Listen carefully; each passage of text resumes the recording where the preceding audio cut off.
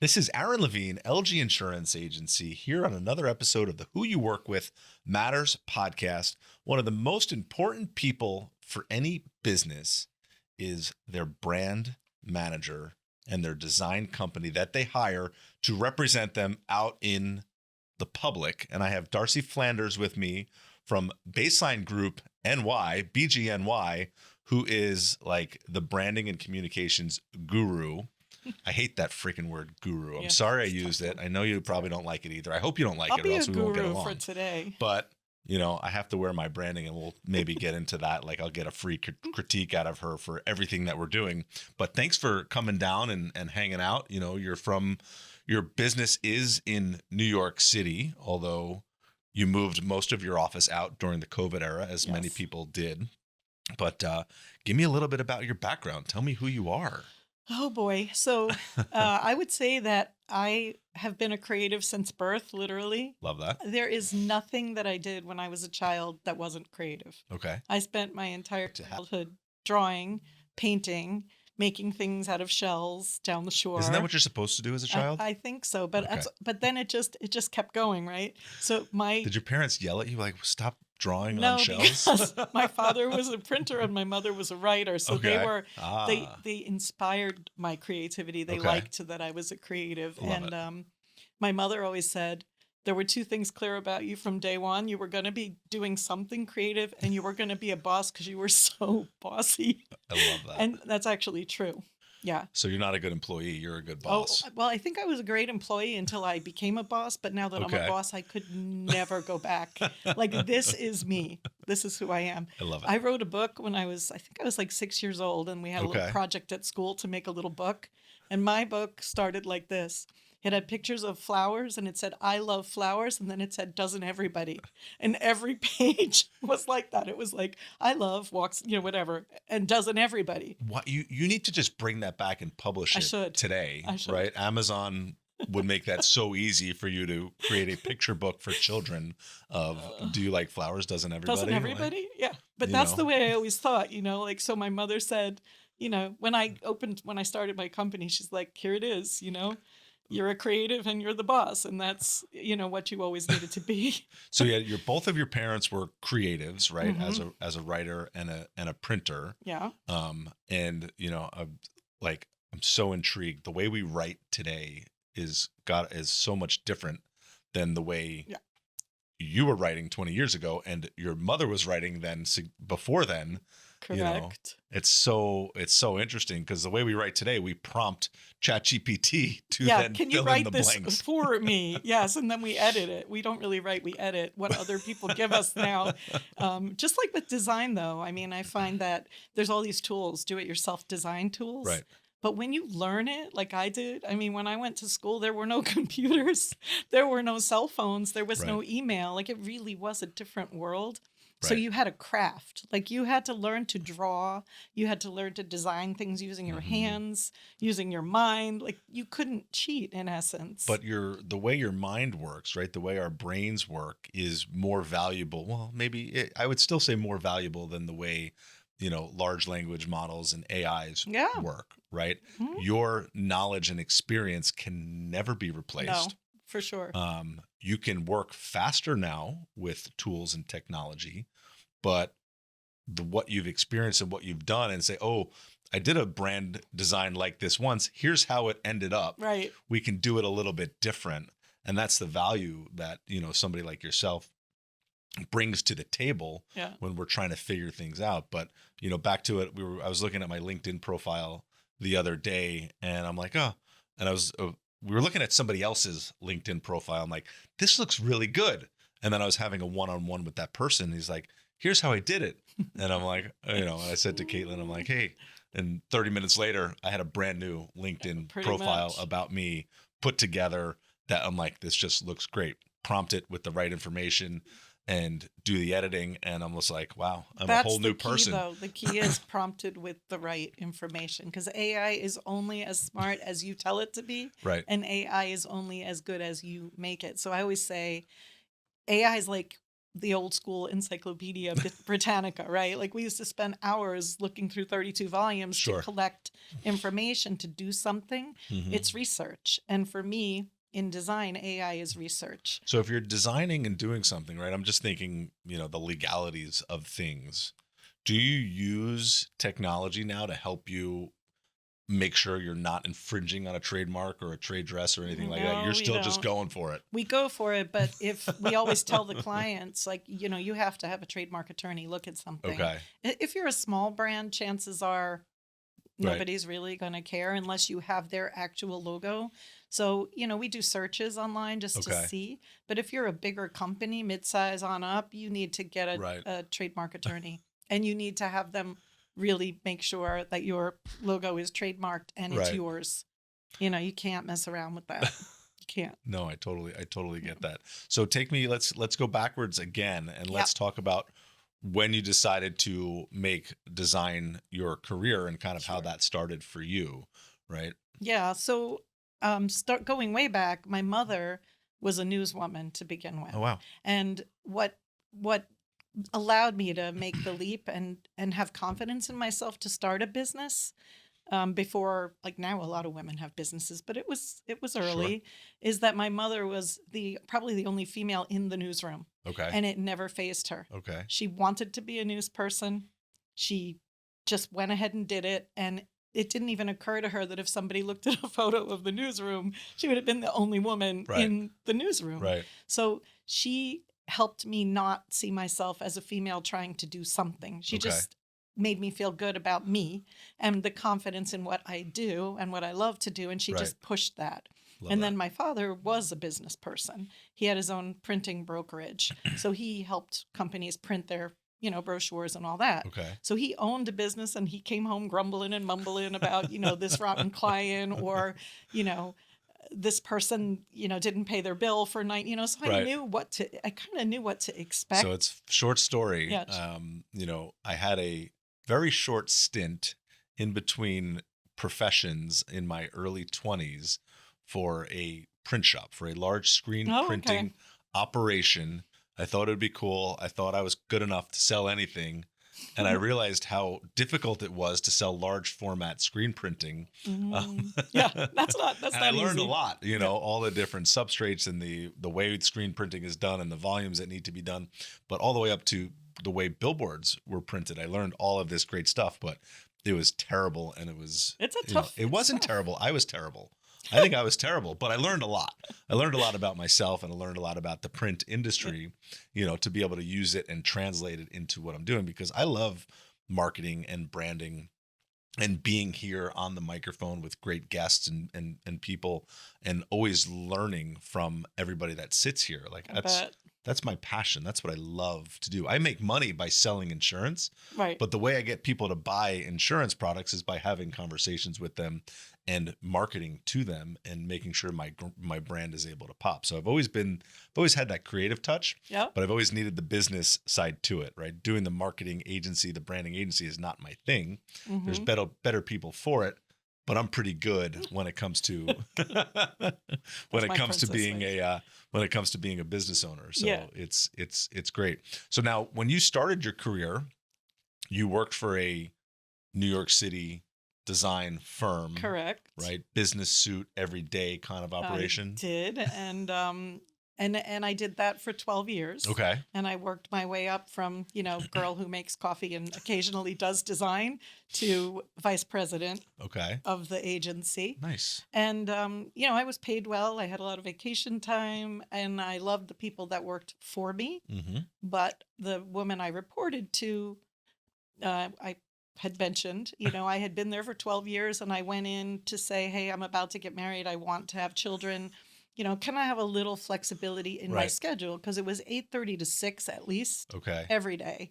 And I just didn't see how could you be a mom and do that. And I was told no, because I was told that is what I provided for her.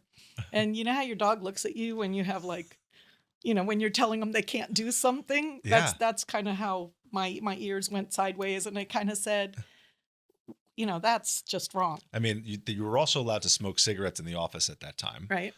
Yeah, right. Right. So let's talk about other things that are wrong about, being a business professional, especially a professional woman in the 80s and 90s. Forget about it. Yeah. What was not culturally acceptable, but yet acceptable by those standards. Imagine trying to let that fly. Yeah, in no, you the can't workplace do that today. now. Not women, especially. There'd be like six attorneys ready to go to file a lawsuit against the company for that. Well, my solution to that was you take your month off for August, and I run your company like I do every August. Right. And when you get back, my office will be empty. I love that. And I will be subletting a space from a printer that I know. And that's how I started my company. And here's the stupid thing, though.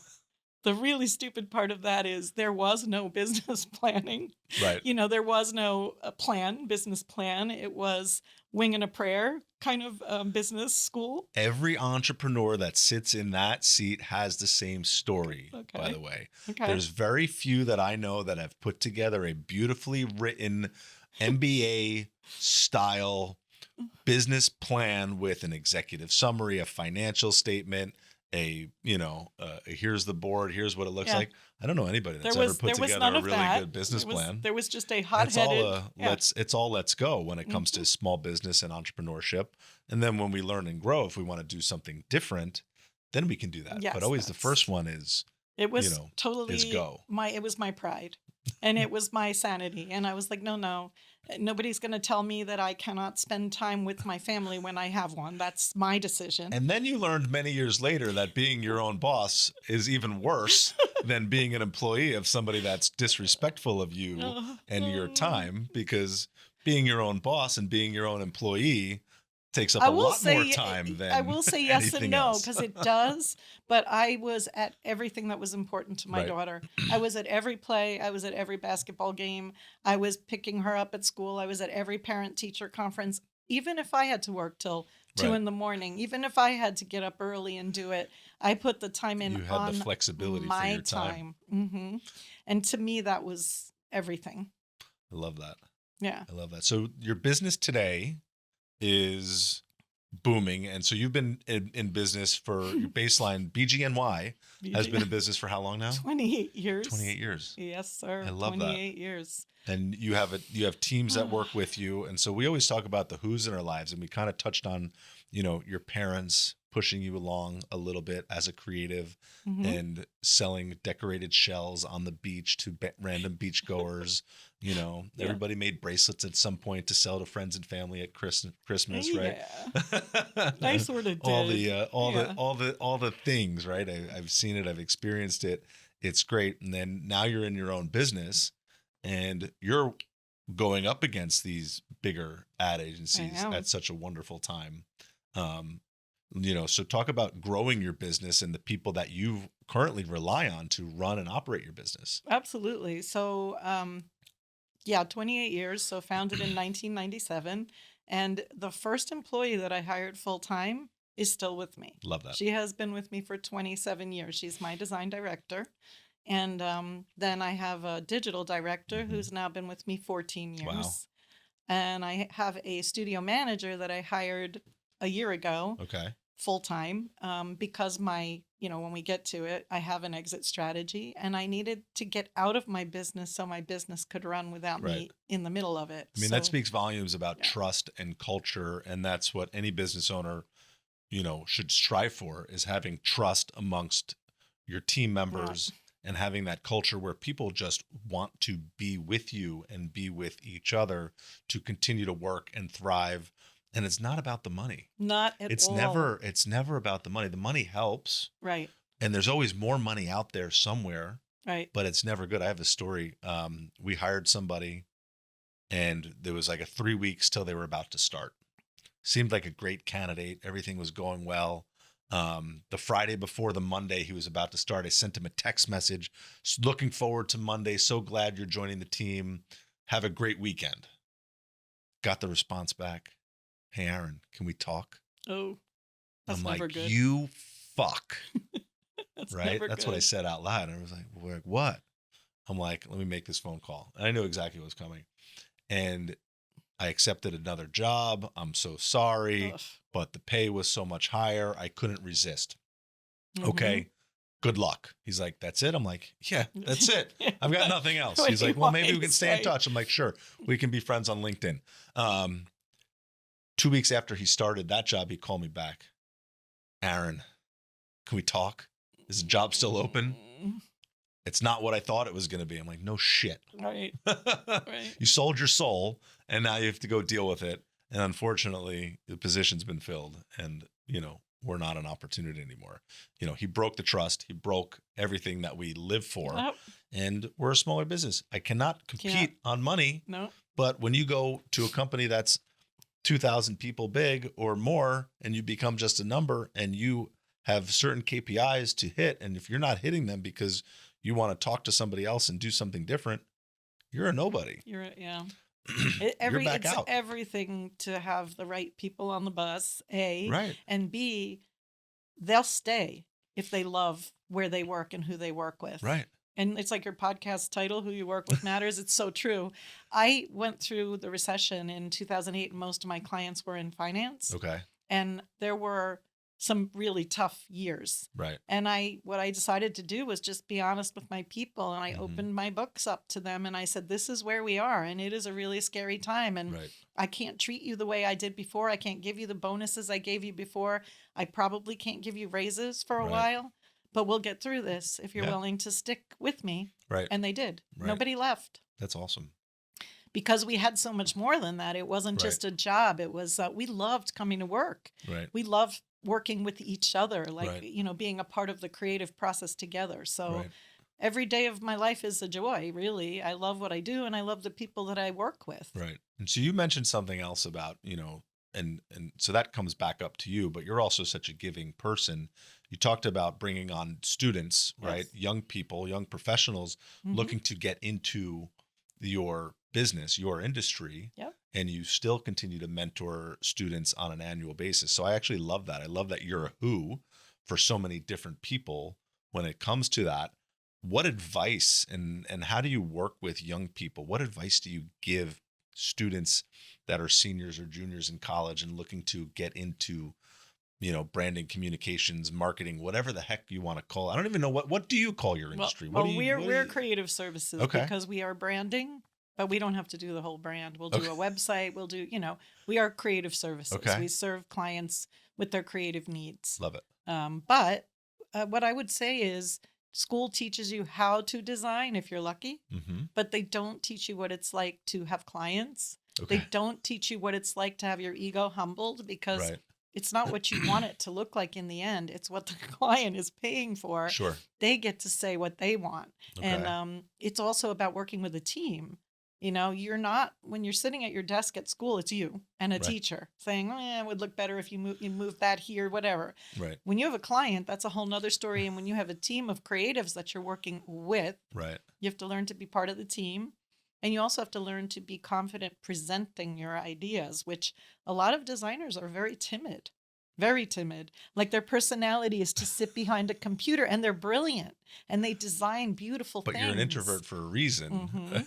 But you have to, when especially if you're going to be part of a creative agency and, Right. and work up the ladder, you have to present your work at some point. Right. And the earlier you start to learn that, the easier it is to be comfortable presenting your work. Sure. I think that's an important piece of it is the being comfortable to present your work Mm-hmm. is huge, right? We live in such a gig economy also, right? The freelancers of this world forget the internationals, forget Fiverr and Upwork and all the freelance opportunities, but just the amount of independents that want to be freelancers at such young ages without having, quote unquote, put the time in. Yeah. Right. And understanding what it is to work. It's that presentation piece Mm-hmm. that they're going to lack. They may have the mind for the creative part, but they lack to the sell it. ability to sell it and present it Yep. and own it and tweak it for the appropriate vision, Yep. which is what you learn by being part of a strong team like yours. So I didn't even think about, I was thinking about young people coming up into a career that I'm like, everybody wants to be a freelancer and a gig worker. Yeah. And Instagram and TikTok make it look like we can travel the world and work anywhere we want, whenever we want, and, you know, get this gig work and get paid, you know, via WhatsApp or however we send money today, via Venmo, and live that lifestyle. It's not that easy. And I tell them, like, it's really a good idea to have a full-time job, even if it's just one. Right. Because first of all, you got to make the connections in the industry. Sure. The only reason I survived when I hot-headedly jumped ship and said, I can do this, is because I had 12 years worth of connections. Right. And when I started calling them, they came on board as clients. But I had to have people to call. When you just get out of school, you have zero Rolodex. You have zero networking groups. You have zero connections. So where do you think this work is going to come from, you know? Again, with the dog ears, like, where is this work going to come from, you know? So I always say, I think, you know, even if you don't want to be a full-time employee forever, great idea to get one full-time job, understand what it's like to work, learn from people who've been doing this a while, you know, get under their wings and learn to work with the team. But more importantly, start to network in your industry so that you do have possible clients and people that will know you when you jump ship. So where do you network professionally? Everywhere, like literally everywhere. I'm like, where's Waldo? I am a woman-owned business. So one of the bigger organizations I belong to is WBENC, which is Women Business Enterprise National Council. If you have a half an hour, I'll tell you what it stands for. But that is a national group of women business owners. And the whole point of the organization is to connect women business owners to corporations. Okay. So there's a lot of opportunity afforded by being a member. Aside from working with the other women who own businesses, you meet corporations and you get an opportunity to put your company in front of them.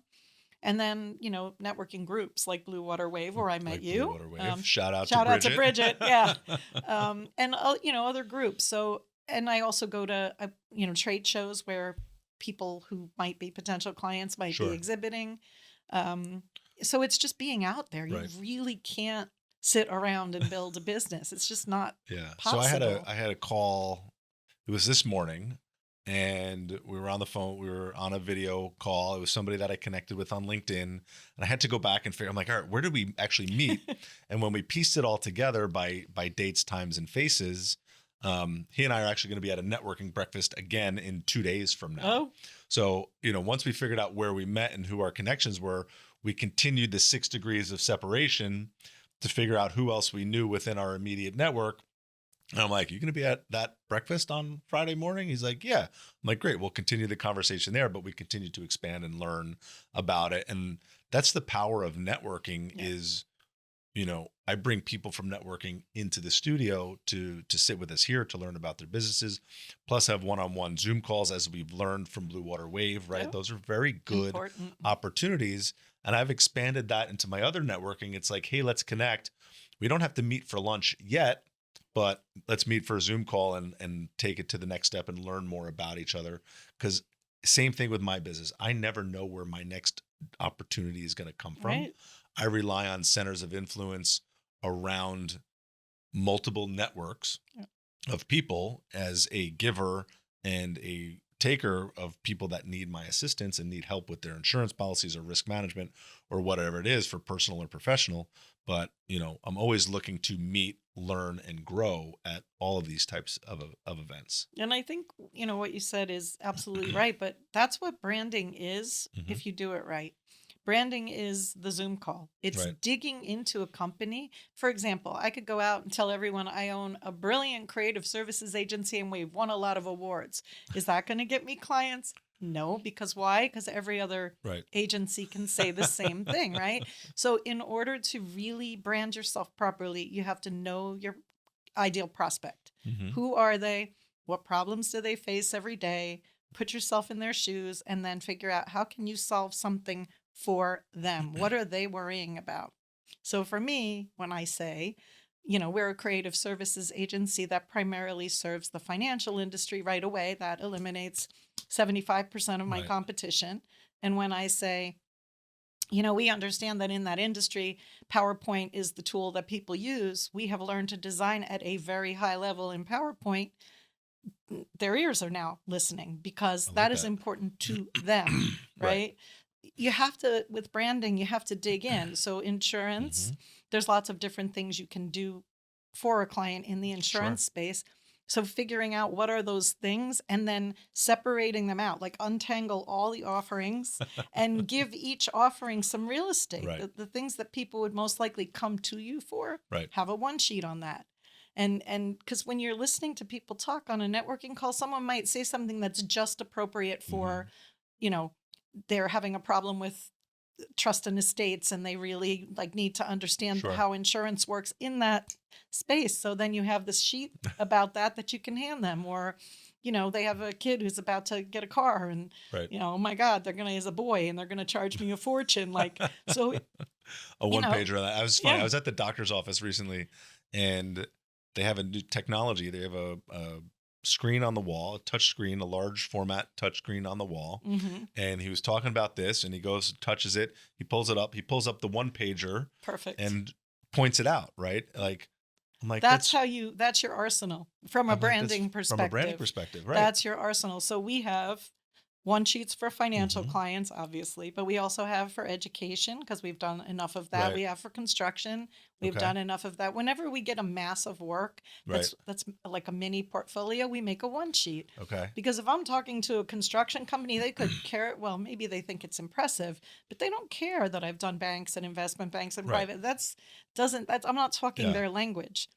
And if I'm doing medical stuff, then they want to see what hospitals have I worked for, what medical startups, like what have I done in their space. Right. So I think like part of what a branding firm does is untangle the big word, insurance or creative services, and figure out what are those things that a person can relate to and give them one sheets on those pieces so that they think that they believe that you're an expert at that thing. I love that. And then it's sometimes very hard when I'm talking to somebody, right, from my perspective, because we're a generalist insurance agency. We help people buy products for home, auto, business, umbrella, jewelry, employment practices, liability insurance. We have products for everything. You know, I could rattle off 30 more insurance-based products that we have the ability to help people purchase. You know, so depending on who I'm talking to, we have to change that narrative. Correct. When we sponsor an event for commercial real estate brokers and developers, well, we're the experts in insuring commercial property. Of course you are. When we're talking to a real estate office for residential real estate, we're the expert in home and auto insurance and helping people get their insurance in place when they're buying a new home. That's it. You know, and I mean, the cheapest way to do that, or I should say the most economical way to do that, is to have a PowerPoint deck that has all the basic stuff up front. Love that. Your firm, your bios, your people, you know, your team, and then have pages for each of those things. Okay. And then it's so easy. If you're talking to commercial real estate, you just take the pages you have for commercial real estate and put them in the deck. Get rid of everything else. Right. Maybe you have a page at the end with bullets that have the other things, but you put the part that's for them in the deck. And then if you're talking the next day to small businesses and you're doing, you know, I don't know, office insurance, whatever it is, then same front end. It's the same. Right. Put the team members that work in that vertical in there. You just swap things out. I can see Caitlin cringing right now because she's got so much more work to do. Customize. The more, like, here's the thing. If you take 27 women and let them out of an elevator at Macy's and there's a bunch of suits lined up in front of you, they are not all going to the same suit. Sure. They're going to go to the suit that looks right for them. So it's the same thing with businesses. Your brand is your suit. And the more authentic you can be and the more you can really get granular so people understand how to fit you into their life. Right. If you hit on the problem they're trying to solve, you have a much better chance of getting that business than someone that just says, we do insurance. we do insurance business, and, you know, because so does everyone else that does that. Right. So you have to dig. It's almost like being a good branding person is being a detective. Like, you have to dig in with the clients, with their clients. And this is exactly what you're not going to get when you post your project on one of those internet Fiverr, sites. Yeah, whatever. Whatever it is. You're not hiring the detective. You're just hiring somebody to scribble in Photoshop or on Canva. Red looks nice. I like red. or whatever it is. That also doesn't know the psychology of colors and everything else that goes along. Goes along with it. So I love it. My head is like spinning with respect to what we do in the office for our own branding. And, you know, we just launched a brand new website and we keep adding to it. And one of the cool things that we did recently is we had new business cards printed for everybody. Each business card has a QR code on it. And each QR code goes to the individual person's landing page. Perfect. So everybody on our team has their own landing page. Perfect. Which, if they chose to, could customize it a little bit. They could tweak it to add their own personality to it if they wanted to. And they should. I would encourage that they do. That's another conversation for another day. Right. But I would encourage that they do. I actually have a client who got their biggest account because they put in their personal bio that they loved horseback riding. Okay. And a woman who was between a bunch of firms saw that and said, wow, I'm going to work with this woman because we have this equestrian thing in common. Right. They ride together, it's a point of commonality. And it's always good to put those things out there because that's your personal brand. That's your personal brand. Everything is the personal brand conversation is something totally. That's a whole nother can of worms. But again, I own my name.com, right? I own theaaronlevine.com, and all my personal stuff is based around the Aaron Levine. Cool. I own it all. I own it on X. I own it on Facebook. I own it on the internet. I own it almost everywhere. But it's funny. There's a famous, I guess I'll call him famous. Well, he's a famous fashion designer. His name's Aaron Levine. Oh. He's in New York, and I haven't connected. I've got to connect with him. We've got to reach out because I think it would be fun to get him in the seat here. Oh, how funny to have would that conversation.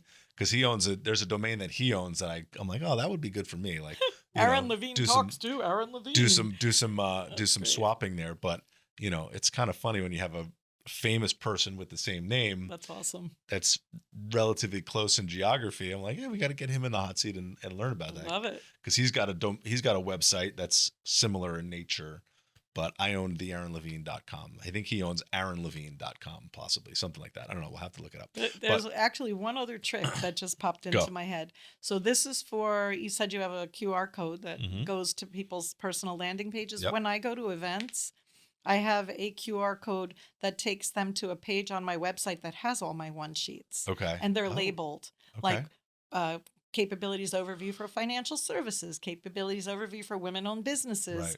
So the ones that would be appropriate to members of the audience are all there from the one scan. That's awesome. So you can do things like that as well for your company. You can have your personal insurance, your auto insurance, your business insurance sheets. Sure. And when you go out networking, I don't even carry stuff anymore because nobody wants to take it. Nobody wants a bag full of one sheets, to be honest. Like they just don't. Nobody, if it doesn't fit in their pocket, they're not interested. The last thing that we printed, and I thought it was pretty cool because we sponsored the last event was a commercial real estate event. We printed a 3-inch wide by 8.5-inch tall on heavy cardstock, so it would fit in the breast pocket of a jacket. And it's important. So we put enough information on there plus the QR code to get to where they need to get to. But I'm purposely designed it. People don't want paper. They don't want it. But if it fits in your breast pocket and I can pick it up and put it in your pocket for you, you find it the next morning or the next time you wear it. Like a useful item, not an item that who wants this, but a useful item. We've been giving away portable battery chargers. Those are very useful. Very useful. And you very can even put a QR code on them. Worthwhile. You could silk screen a QR code onto that thing. We opted not to. No, okay. We just went for the branding pop. But those are great. But yeah. It's a great giveaway. People want that. It's a useful item. And I've always done useful items. We've done wine decanters.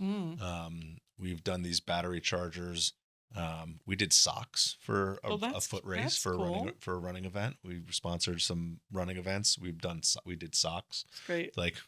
Anything creative and useful and just different. You're ahead of the game on the branding. We have a lot of pens. We do have pens because we use them in the office too.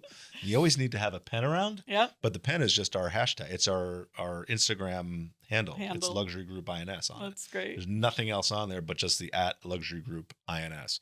But I want to get into something. We always talk about books. I love reading and learning new things from books, but I've already learned so much from you. But you're actually writing a book. Yes, How's I am that writing going? a book. So here's the thing. I've been talking to one of my writers that does a lot of work for my clients for years. We got to write a book. We got to write a book. And, it never was happening because we both are so busy. Right. So last summer, we came up with the idea of, listen, we're not really here to make money with this, right? We just have like literally 40 years of knowledge rattling around in my head. In his head, he has the same amount of time about. Okay. What are we doing with all this knowledge? Like, we should really share it with people. So we decided that there are 1 million branding books, maybe 1,000,001. How do we make this different? What are we going to teach people that's different? And one of the things is, people come to us all the time that are smaller businesses. Okay. And they want to work with us, but they can't afford to work with us. They've kind of outgrown a freelancer maybe, but they just really want good knowledge and they can't pay us to do it. So we said, all right, what if we write a book called Incremental Branding? Okay. And we teach people how to build a brand step by step. So it's almost like a do-it-yourself guide to how to build a brand. Okay. And also kind of show them where they should spend money if they have a limited budget, and where they can get away with doing it themselves, right? So the book is called Incremental Branding. And what we decided to do, instead of publishing a book, is we're putting it out on LinkedIn. We're doing a chapter a month. And at the end of the year, we're putting it all together into an actual book, and it'll have a URL, and you can, download the whole book there. That's so fun. But then we talk about whatever the subject of the chapter is all month. We do social media posts, we show examples, and it gives us a way to give small businesses something. Right. And actually a lot, because I think a lot of people could do a great job branding if they understood what to look for, like how to do it within their budget. So it's Stephen Skiles Mulligan is the writer. Okay. And so the two of us are doing it together. And we have chapter 1 out there. Chapter 1's out. Okay. On LinkedIn, on my Darcy Flanders LinkedIn, you'll see it, and on BaselineGroupNY's LinkedIn. And every month you'll see more. I think that's awesome. I think we got to make sure we share the link to that. I think would be very cool. Sure. And I've got to go and read chapter 1. Yeah. Obviously, is so important. I've talked about the writing of a book is definitely on my list of things to do. You should. And I think I want to write the book, my first book, right? Because we don't want to say it's the only book, but I think I would base it something along this podcast. All the people you've right? met. The people that we've met, and some of the stories that we've told. I think there's some good opportunity, because I think there's so much value in people understanding. So many people want to be independent and not share their ideas and think they can do it better. But you can't do it better without having the people. Yeah. And the people are what drive us. The people are what have built us. The people are what are going to take us to the next level. Absolutely. And I've had so many mentors in my life. And now as I become more senior in my career, I'm taking on more mentees and helping other people learn and grow. I get people calling me through in my industry that are my peers in certain insurance communities, asking me for advice all the time. Yeah. And I love sharing it and I love giving it. So, I'm a who to them, but as I share, I learn at the same time. So I think it's super important just to keep building your own network, which is part of your personal brand, and continuing to grow and writing a book and developing and just doing different things, helps us all stay energized. Yeah, absolutely. And young forever. Yes, well, I'm absolutely forever young. There's no question there. So Darcy, I want to thank you for joining me on the podcast today. I think this was really great. I have so much stuff to think about. I've got to go audit my branding, or maybe I've got to hire you to do it. We've got to figure some stuff out, but I really appreciate you spending the time with me today, and can't wait to catch up again soon. Yeah, it was lots of fun. Thanks for having me. And anytime you need branding advice, you just let me know. We'll get to that. Happy to share. Thank you.